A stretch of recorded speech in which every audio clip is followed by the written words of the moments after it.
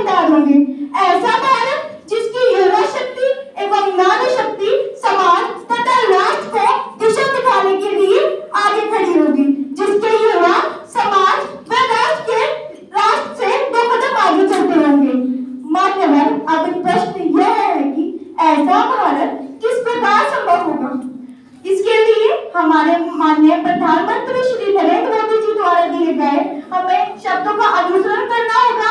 माननीय प्रधानमंत्री ने कहा है, हम ज्ञान पर ध्यान देंगे, ज्ञान को सम्मान देंगे, तभी हमारा भारत विकसित होगा, जहाँ ज्ञान, जीव, गरीब, वायु, युवा एवं अन्नदाता अर्थात किसान एवं नारी शक्ति, यदि हम इन चार स्तंभों पर ध्यान दें तो हमारा भारत महल पर खड़ा हो जाएगा।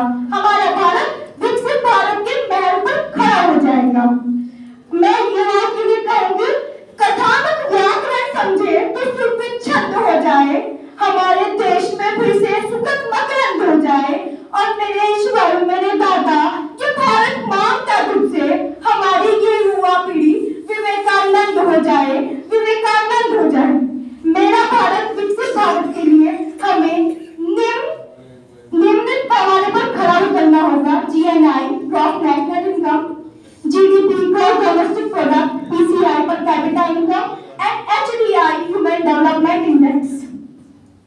अगर हम भारत GDP की बात देखें तो लगभग अभी हाल ही में लगभग इसमें 8% वृद्धि हुई है, 8% वृद्धि हुई है। और अगर हम अर्थव्यवस्था को देखें तो ये पिछले दशक में 11वें स्थान पर थी और आज वही अर्थव्यवस्था 5वें स्थान पर है।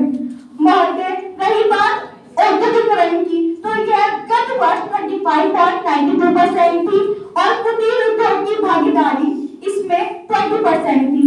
यह साक्षात उदाहरण है कि कुटीर उद्योग व लघु उद्योग एक साथ कार्य करके भारत को विकसित बनाने के लिए एक साथ कार्य कर रहा है। अगर हम बात करें, जब हमारा भारत सन 2047 में स्वर्णिम इतिहास रचेगा, तब हमारा वर्ष सन 2047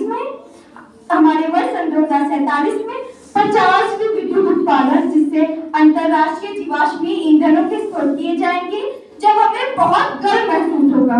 और अंत में मैं अपनी वाणी को विराम देते हुए यही कहना चाहूंगी, उठो कि हम जो सो रहे हैं, अब उन्हें झुझोर दो